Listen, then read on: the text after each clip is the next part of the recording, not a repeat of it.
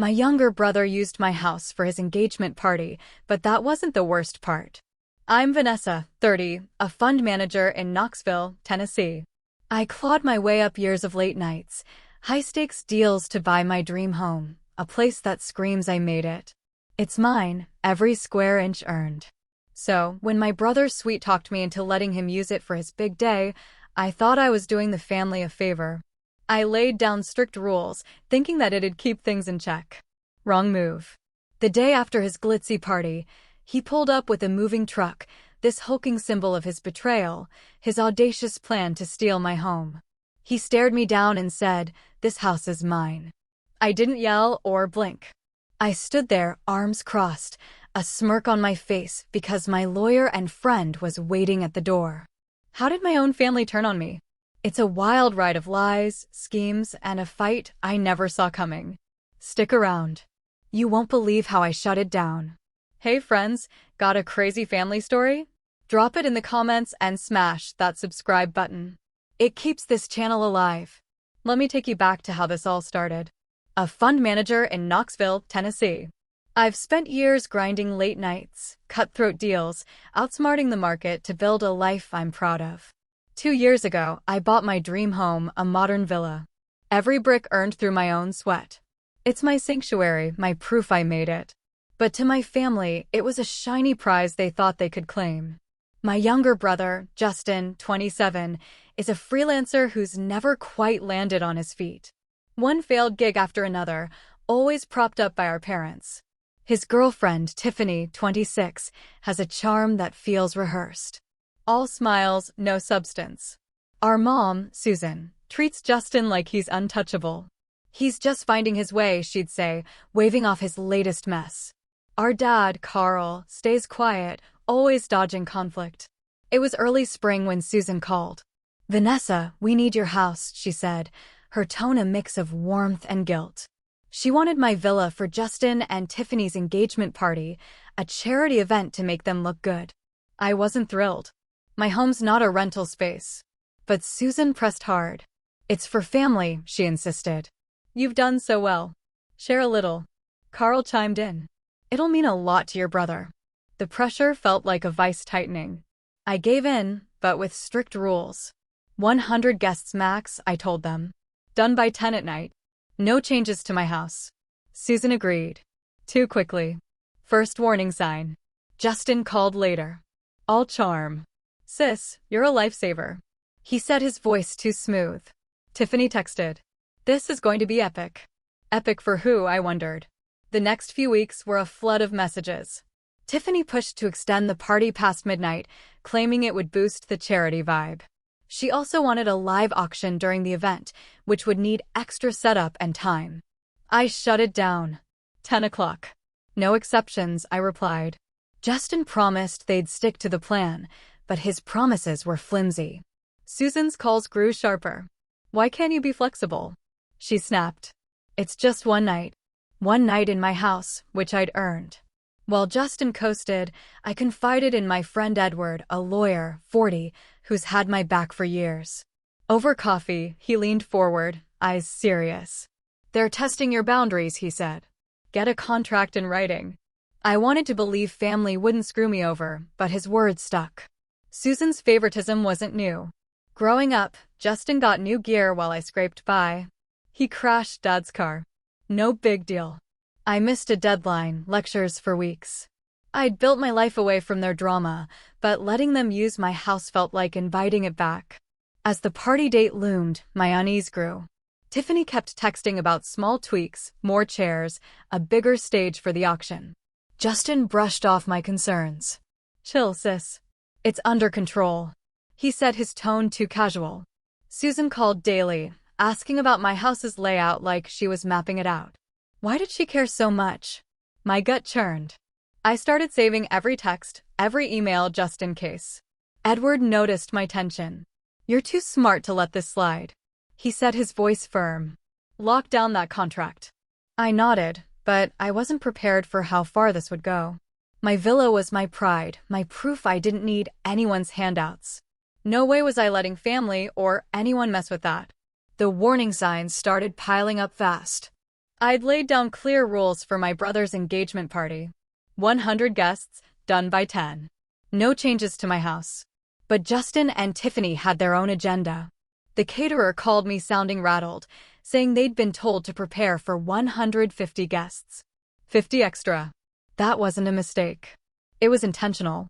Then Tiffany emailed all cheery asking to revamp my backyard with a pergola and new landscaping for the event. My patience was wearing thin. They were pushing my limits, acting like my rules were just suggestions. I called Justin that evening. "Why are there 50 extra guests?" I asked, my voice calm but firm. He chuckled like it was nothing. "Sis, just a few more people. Relax. Relax. This was my home, my boundaries." I reminded him of our agreement, but he dodged. "It's all good," he said, his tone slippery. Tiffany texted soon after. "Vanessa, we're just making it special." Special for who, I thought. The next morning, my colleague Barbara, 35, pulled me aside at work. She'd overheard something troubling from a party supplier. Tiffany had been bragging about using the house long-term after the event. Long-term? My heart sank. Barbara's no nonsense. She doesn't exaggerate. "Watch your back," she said, her eyes serious. That sounds like more than a party. I decided to confront Justin face to face. I drove to our parents' house where he was sprawled on the couch looking smug. "Justin, we agreed on 100 guests," I said, standing tall. "And no backyard changes. What's this about?" He shrugged, grinning. "You're blowing this out of proportion, sis." "It's just a party." Tiffany, perched nearby, nodded. "We're doing this for charity, Vanessa. Chill." Her smile was forced like a mask slipping. Before I could press harder, our mom Susan stepped in. "Vanessa, why are you being so difficult?" She snapped, her voice heavy with judgment. "Family helps family. You've got that big house. Let your brother shine." Her words cut deep, painting me as the villain for protecting what I'd earned. Our dad, Carl, tried to play mediator. "Let's all take a breath," he said. But his neutrality left me feeling cornered. I stood my ground. "The rules don't change," I said, my voice steady. 100 guests, no landscaping, done by 10. Justin rolled his eyes, muttering about me being uptight. Tiffany pouted like I'd ruined their plans. Susan sighed exasperated. "You're so successful, Vanessa. Why can't you share?" "Share?" I'd already opened my home for their event. What else did they expect? Susan called later, piling on the guilt. "You're embarrassing your brother," she said, her tone sharp. This is his moment. I clenched my jaw, tired of her bias. Justin had always been the golden child, skipping responsibilities, wasting money, getting second chances.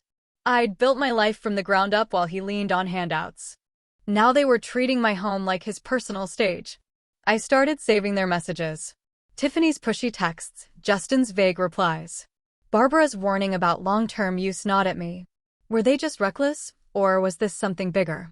I wasn't sure, but I wasn't taking risks. I double-checked my security system, ensured my locks were tight. With the party a month away, their demands kept coming. Tiffany pushed for a new sound system to set the mood. Justin asked to borrow my patio furniture for extra seating. Each request tested my resolve. Susan's guilt trips grew heavier. "Your brother's struggling," she said during one call. Struggling. I'd earned every inch of my home. What was his excuse? I refused to budge. My house was my boundary, my hard-won victory. But the more I pushed back, the more alone I felt. Susan's lectures, Justin's smirks, Tiffany's fake charm. It was all building up. I knew I had to stay vigilant because something told me this was only the start. One Sunday at my parents' house, everything shifted. I'd gone over for a family lunch, expecting the usual small talk and Susan's subtle jabs about my selfishness.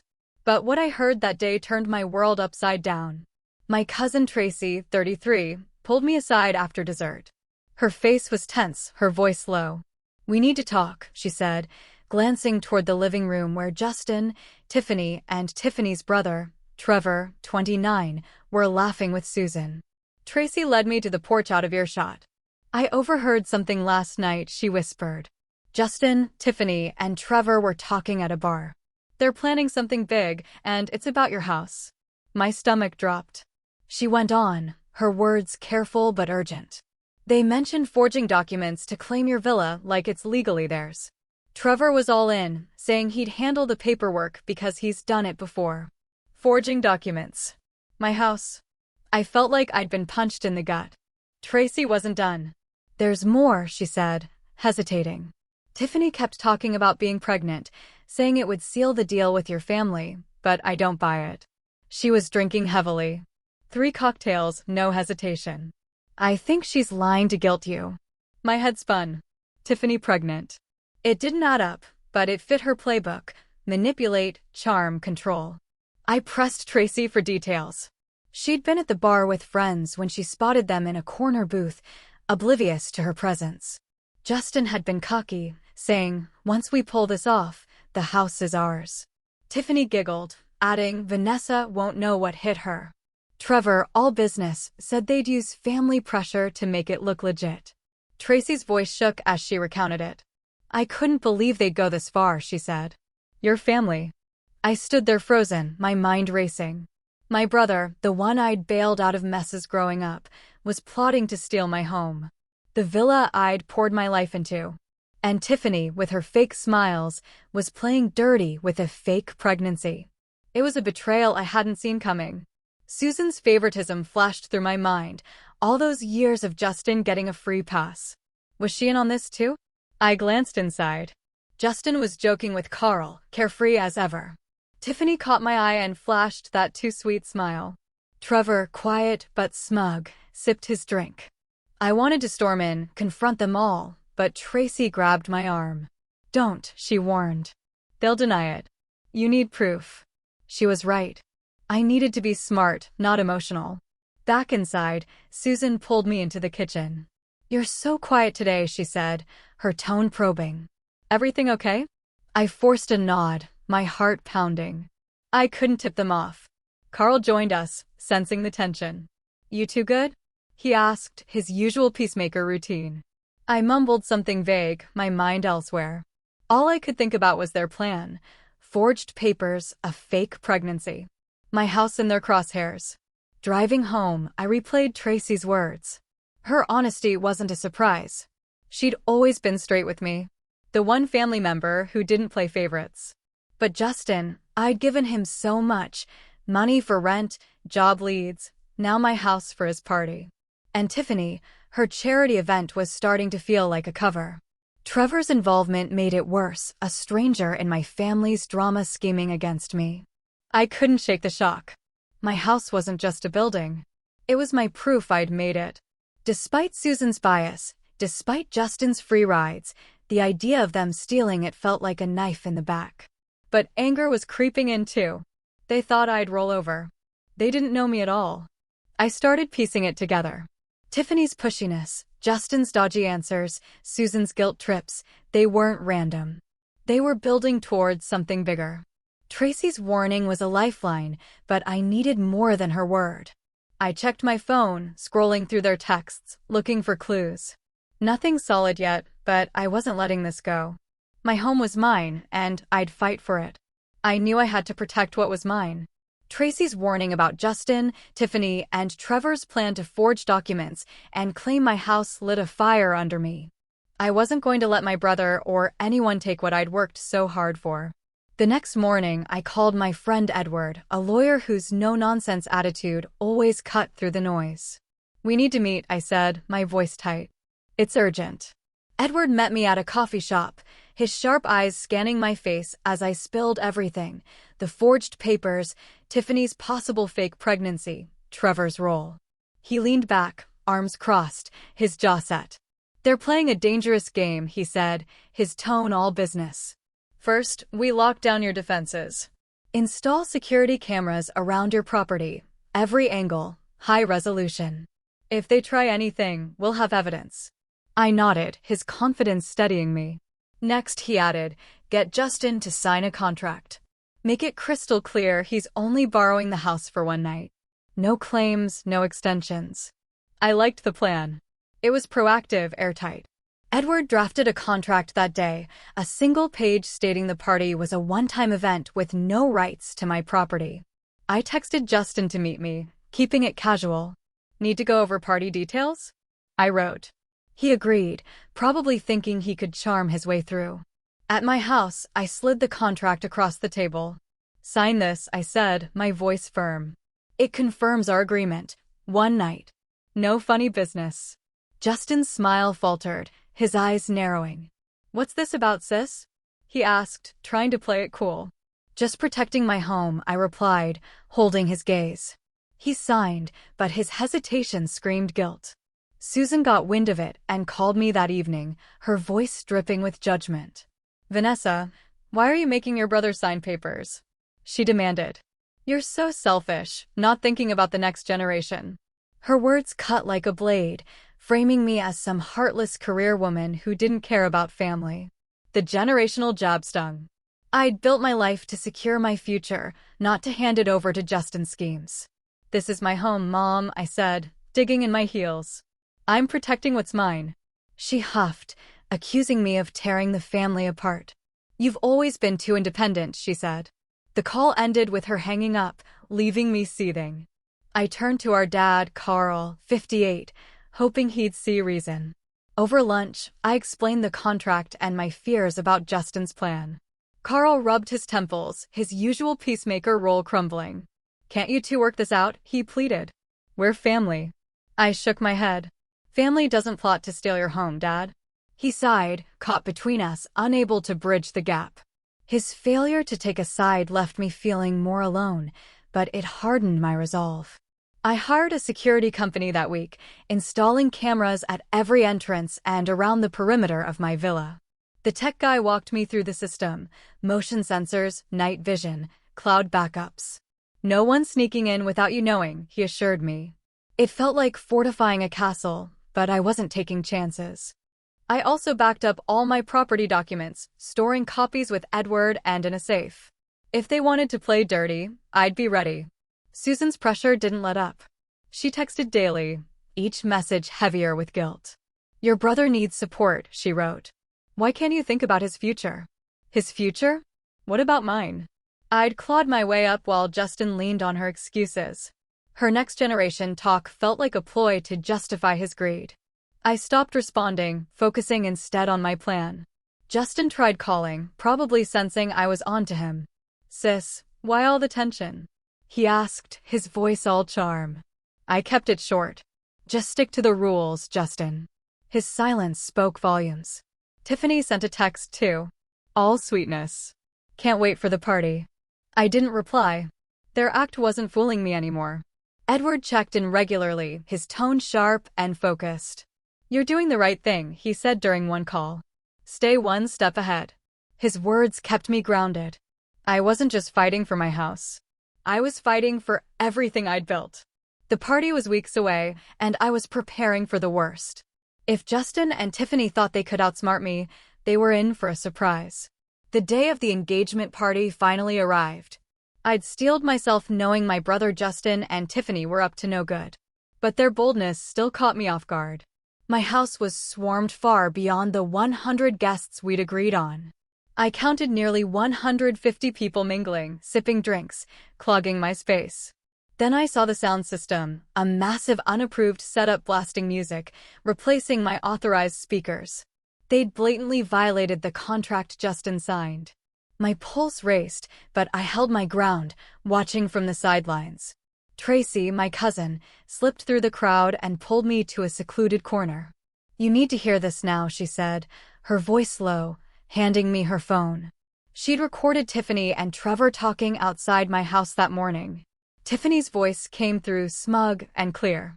The pregnancy's fake, she said, laughing softly. It's just a mess with Vanessa's head. Trevor snorted. Family pressure always breaks her kind. The words hit like a knife, confirming their manipulation. They weren't just breaking rules. They were playing me for a fool. I glanced across the party. Justin was charming guests, acting like he owned my villa. Tiffany glided around, her smile sharp and insincere. I pulled up my security cameras on my phone. Edward's idea proving its worth and saw caterers setting up extra tables unauthorized to handle the oversized crowd. This wasn't a slip-up. It was a deliberate middle finger to my boundaries. The contract, my rules, my trust, all tossed aside. I caught Justin by the bar away from prying ears. We set a limit of 100 guests, I said, my tone icy. And my sound system was approved. You broke the contract. He flashed a cocky grin, leaning against the counter. Little sis, it's a party. Take it easy. Nobody's keeping score. His casual dismissal pushed me to the edge. And Tiffany's fake pregnancy, I said, holding up Tracy's phone. She admitted it's a lie to manipulate me. What's your angle, Justin? His grin wavered, but he brushed it off. You're blowing this out of proportion, he said, chuckling. It's just a mix-up. A mix-up. My fists clenched, but I kept my voice level. You invited 50 extra people, swapped my sound system, and Tiffany's line to control me, I said, stepping closer. This stops now. Justin shrugged, deflecting. Talk to Tiffany. She's just excited. His nonchalance made my skin crawl. I wanted to call him out louder, but I knew they'd spin any outburst to make me look unhinged. Susan swooped in, her expression a mix of worry and reproach. Vanessa, you're spoiling their night, she said, pulling me aside. Why can't you let this slide? Her words stung, but I was done with her favoritism. They're trampling my rules, Mom, I shot back. This is my home. She rolled her eyes, dismissing me. It's for charity, she said as if that erased their betrayal. Carl, our dad, stood nearby, looking uncomfortable. Can't we handle this later? He asked, his voice weak. I shook my head, too furious for delays. I stepped back, my thoughts spinning. Tracy's recording proved Tiffany's pregnancy was a sham. A calculated move to weaken me, likely tied to their plan to claim my house. The extra guests, the sound system. These were intentional power grabs, testing how far they could push. I checked the cameras again, catching Trevor directing staff to move my furniture, another breach. Their arrogance was infuriating. I found Tracy again away from the chaos. Thank you for the evidence, I said, my voice steady despite the rage inside. Keep your eyes peeled. She nodded, her face grim. They're not backing off, she said. The party roared on, music pounding, guests oblivious to the deceit unfolding. My home felt like a battleground, overrun by people who thought they could take it. I wasn't folding. Justin's fake charm, Tiffany's lies, Susan's bias. They'd underestimated me. The cameras were rolling. The contract was ironclad. And I had proof of their deception. The air was thick with tension, but I was ready for their next play. This was my home, and I'd defend it to the end. The morning after the party, my security system alerted me. A loud beep from my phone showed a truck pulling into my driveway uninvited. I checked the camera feed and saw my brother Justin stepping out, Tiffany and Trevor right behind him. Justin held a stack of papers, his face smug. My heart raced. This was it. Their move to claim my house. I texted Edward, my friend and lawyer, immediately. They're here with a truck, I typed. Need you now. He replied instantly. On my way. Stay calm. I stepped outside, my stomach churning, but my resolve stone cold. Justin strode toward me, waving the papers. This house is mine, he declared, his voice loud, almost theatrical. These documents prove it. I glanced at the papers. They looked official, but Tracy's warning about forged documents echoed in my head. Tiffany stood by Justin, her expression defiant, while Trevor leaned against the truck, arms crossed like he was waiting for a show. You're trespassing, I said, my voice steady. That contract you signed says you have no claim to my house. Justin laughed, a sharp mocking sound. Little sis, you're out of your depth, he said. This is family property now. The words hit like a punch, but I didn't flinch. Tiffany chimed in, her tone dripping with fake concern. We just want what's fair, Vanessa. Trevor nodded, silent but smirking. Their confidence made my skin crawl. They thought they'd won. Edward's car screeched into the driveway, and he stepped out, his presence commanding. What's going on? He demanded, eyeing the papers in Justin's hand. I explained quickly, the truck, the fake documents, Justin's bold claim. Edward's eyes narrowed. Those papers are worthless, he said, his voice cutting. Vanessa's title is ironclad. You're on her property and you're not welcome. He pulled out his phone, already dialing. I'm calling the police to enforce a trespass notice.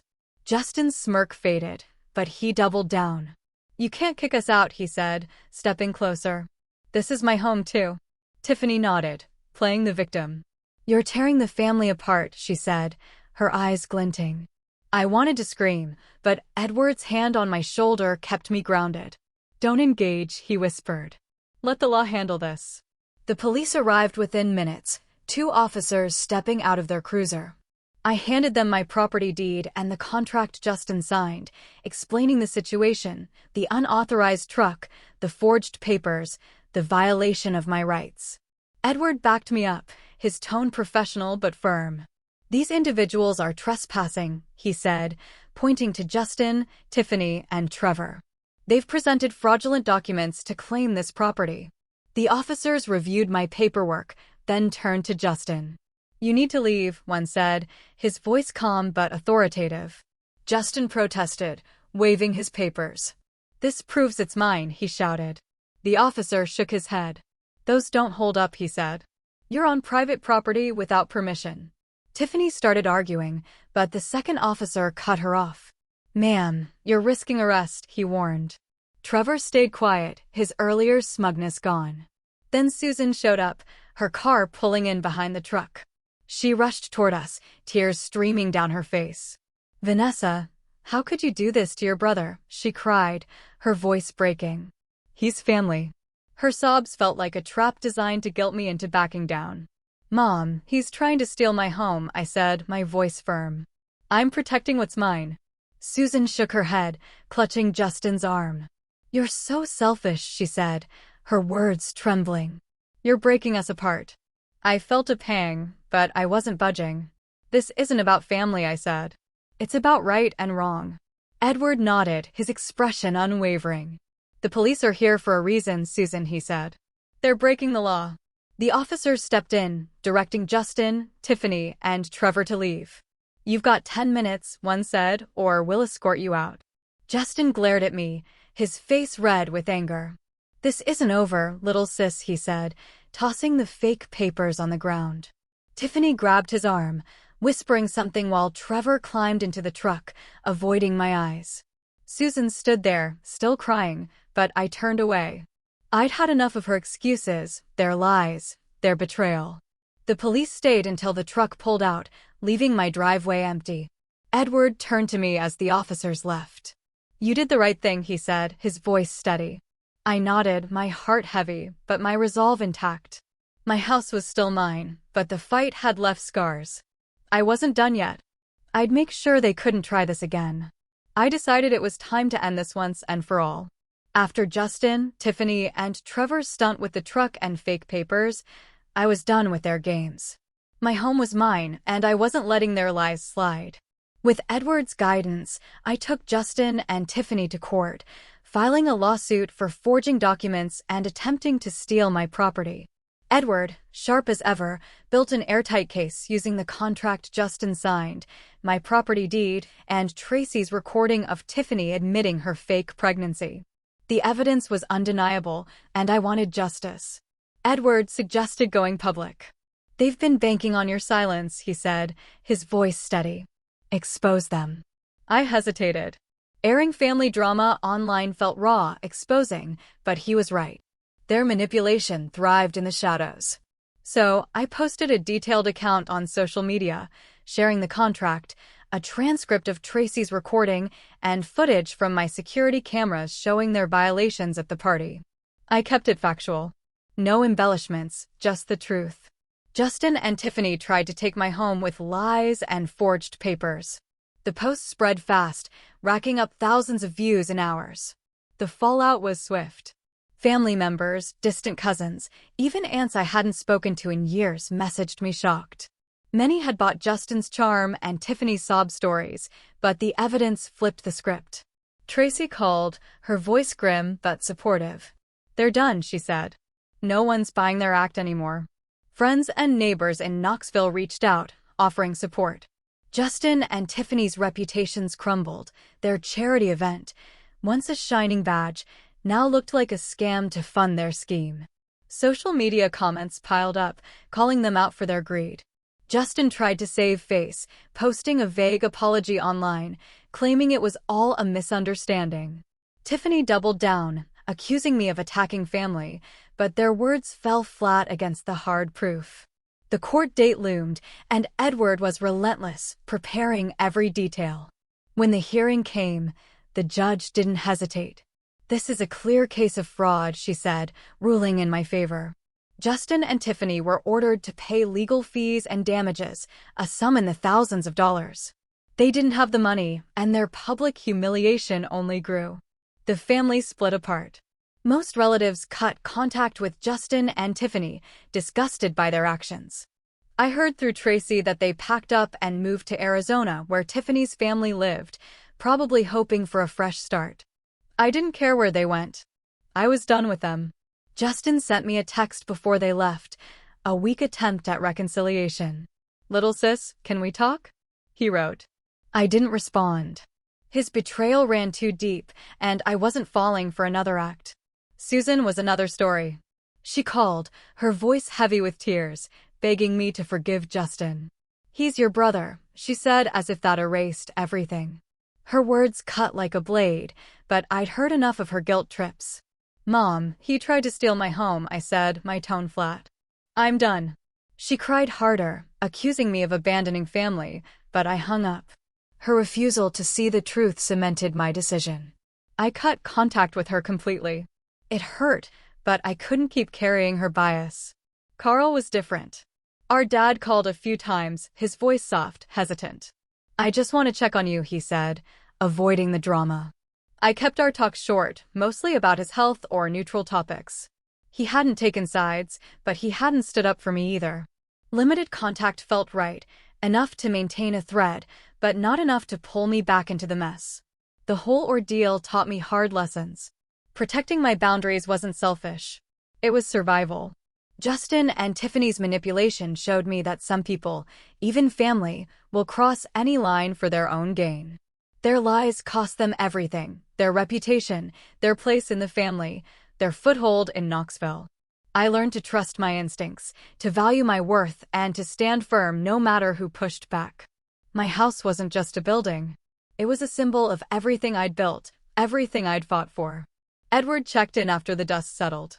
"You're stronger than they ever gave you credit for," he said, a rare smile breaking his usual serious demeanor.